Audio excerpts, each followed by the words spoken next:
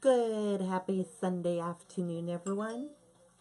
I'm Riley King, and welcome to this edition of Politics with Riley King. Let's begin. First up, close-up Steve Bullock on Trump being a Democrat in Montana and assault weapons ban. Let's take a listen to part of the video from Close Up on WMUR News 9 with Adam Sexton. Town Square Energy is proud to support our jam Riverside Saturday, September 8th. An explosion of creativity with ticket proceeds benefiting Hope for New Hampshire recovery and families in transition. Enroll in any plan with Town Square by September 8th and get 2 free tickets. Go to stopyourshock.com. Use promo code Riverside2018. Welcome back to Close Up. Here this weekend to help out his fellow Democrats and maybe, just maybe, dip his toes a little into the first-in-the-nation waters is Montana Governor Steve Bullock. Steve, thanks for joining us. Great to be with you, for sure, Adam. I appreciate your time. So how does a Democrat like yourself win re-election in Montana when President Trump carries that state by more than 100,000 votes? Yeah, I think I'm the only Democrat statewide to get reelected, a state where Trump won. Donald Trump won Montana by 20. I won by 4. Really, one of the things that I do is I show up and I listen. I don't have the luxury in a state like Montana to just go find Democrats and try to drag them to the polls. I engage with them. I'm for something, not just against everything. I begin with a base assumption that most folks' lives are too busy for politics. They're worrying about, are they going to have the job? Is their kid going to get sick? So if we all look at the values we share, I mean, we want a safe community, want a decent job, roof over our head, good public schools, clean air, clean water, the belief you can do better for your kids or grandkids than even yourself. If we're talking about those values, those sort of transcend some of the, partisan divides of the day. And I think that's the way, not only have I run for office, but I also govern. My legislature is about 2/3 Republican, yet everything from an earned income tax credit to record investments in education to Medicaid expansion, we've been able to find a way to sort of bridge some of the divides that are so prevalent all across the country now. You very recently came out in support of an assault weapons ban with some conditions, but... Okay, and there you go on part of that video. If you want to watch the whole video, we will have the link up for you on the Riley King Network Facebook page. Pre-primary Granite State debate series. Democrat and Republican candidates for the U.S. House, as well as Democrat candidates for governor, will square off on 4 nights, September 4th to the 7th, in the pre-primary Granite State debate series. WMUR is partnering with the New Hampshire Union Leader and the New Hampshire Institute of Politics for each hour-long debate scheduled to begin at 7 p.m. The debate will be aired on WMUR TV and live streamed on WMUR.com and the WMUR mobile app. They will be moderated by WMUR Political Director Adam Sexton. A panel of local journalists will participate. A limited number of seats are available to the public for each debate. Registration is now closed. Selectees who registered for the ticket lottery to sit in the live audience will be notified via email to confirm attendance no later than August 31st. Media. Members of media will be able to view the debates live from a designated press room at the New Hampshire Institute of Politics. There will be no admission to the auditorium during the broadcast, but there will be access to the spin room afterwards. Date and time, September 4th, 2018, 7 p.m. to September 7th, 2018, 8 p.m. Location information, NHIOP Auditorium. And we will do pre-coverage before that debate begins, and we will show you each candidate that is scheduled for each debate session, and we'll give you more information about each candidate and things. So join me for my special before the debate time on TV. 10-term congressman faces challenge on Tuesday. Let's take a listen to the video from WCVB Ed Harding. 2008. When we look around, we see a lot of potential. Our neighbors have the heart of a revolutionary and the courage of an underdog. The neighborhoods we come from give us confidence in the future and a vision for success. And Vision Bank, see the difference. Tonight, and it is the final push for votes this weekend before next week's primary, which is the day after Labor Day. It's on Tuesday. And in the 7th Congressional District, 10-term incumbent Mike Capuano is facing a challenge from Boston City Councilor Ariana Presley, and neither one is taking anything for granted. I feel pretty good. I'm tired, but that's to be expected. This is going to come down to the field, like every race does. These two progressive Democrats are alike on almost all of the issues, both running hard to capture the most diverse district in Massachusetts. The 7th Congressional is made up of about 75% of Boston, the city of Cambridge, and Somerville, and some smaller communities.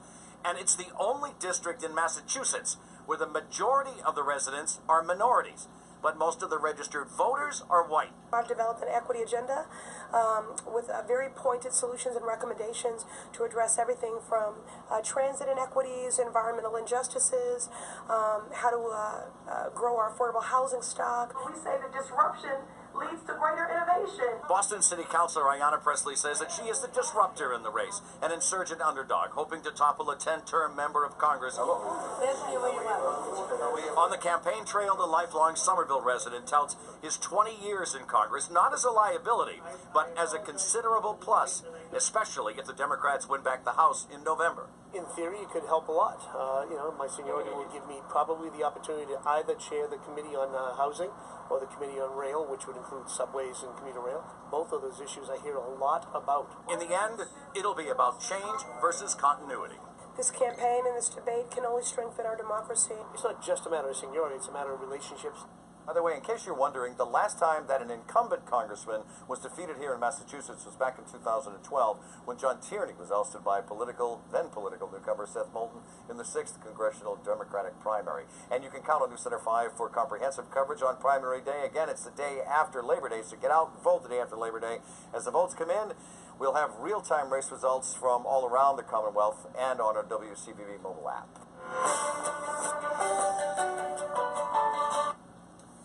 Okay, and there you go on that video and that report. McCain ends 81-year journey with burial at Naval Academy.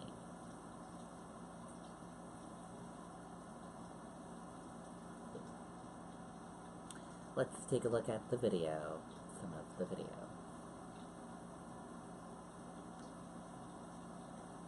Spectrum's best deal days. Get Spectrum TV, internet and voice from $29.99 a month each. Spectrum TV with free HD. Spectrum has the fastest internet starting speeds, 100 megabits per second. Get Spectrum TV, internet and voice from $29.99 a month each.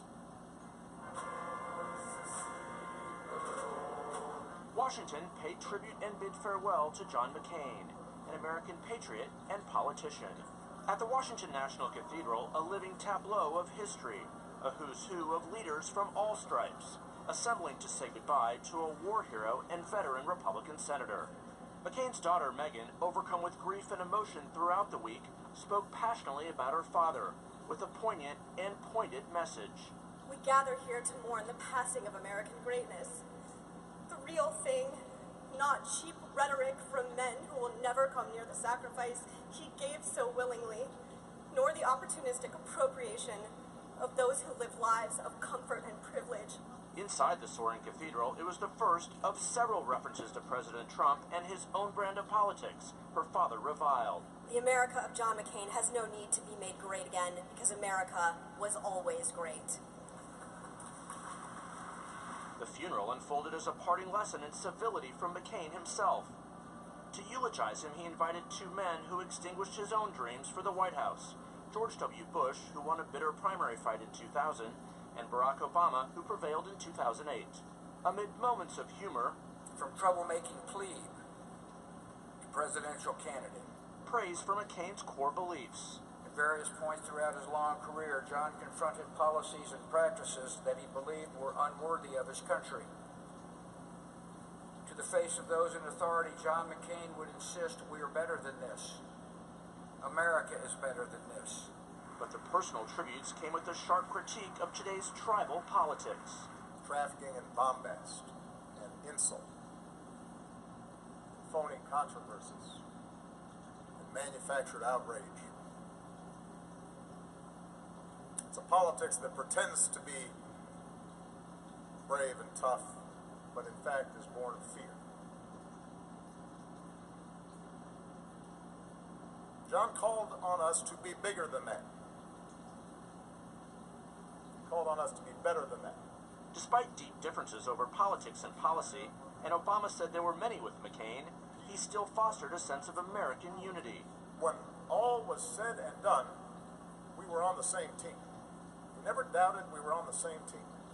While President Trump's name was never spoken, his absence was an unmistakable undercurrent. McCain made clear he didn't want him there. The two men's strained relationship goes back to the 2016 campaign, when Trump insulted McCain's military service, saying real American heroes aren't shot down.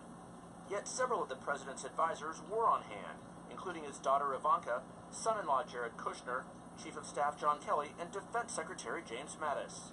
The senator was sent off in scripture and song, with opera star Renee Fleming's gripping rendition of Danny Boy. Oh, Danny Boy, the pipes are calling. He'll be laid to rest Sunday in a private ceremony at his alma mater, the U.S. Naval Academy in Annapolis, Maryland. The senator's final resting place will be on a grassy hill at the U.S. Naval Academy Cemetery next to a lifelong friend, Chuck Larson, another veteran of the Vietnam War. He selected this out-of-the-way spot in the shadow of Navy midshipmen like he once was, rather than at Arlington National Cemetery, where his father and grandfather, both admirals, are buried. Jeff Zeleny, CNN, Washington. Okay, and there you go on that video and that report.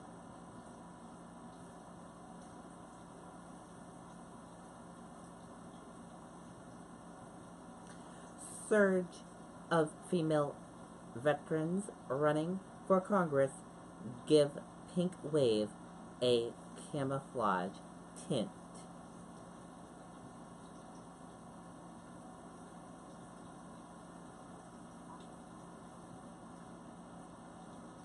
Let's take a look at part of the video.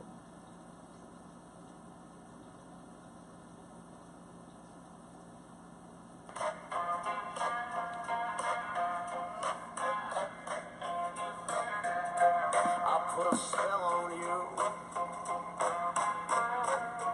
Yeah, because you're mine. With Chase ATMs, Serena can now grab cash on the go, all with the tap of her phone. No card, no problem. Life, but Serena's way. Chase, make more of what's yours. There's been much talk of a pink wave coming to Congress in 2018 as a record number of women run for office. But that pink wave may also have a camouflage tint, with nearly a dozen female veterans winning their party's nomination for seats in the House and Senate. The halls of Capitol Hill used to be filled with veterans. 50 years ago, more than 70% of Congress had served in the military. Today, it's only 1 in 5. So will a new crop of female veterans reinforce the ranks of vets on Capitol Hill? I asked some of them this week how their service will shape their approach to Washington. From Kentucky, when I was 12 years old, I knew exactly what I wanted to do when I grew up. I wanted to fly fighter jets. To Texas. And that's me, MJ Hagar, an Air Force combat veteran and a mom. This door behind me is from my Payhawk helicopter. To New Hampshire. I knew right away I wanted to be a Marine. That was one of the easiest decisions I ever made. To the winner of the Republican Senate primary in Arizona this week. We need no double standards. I mean, don't make it harder on us.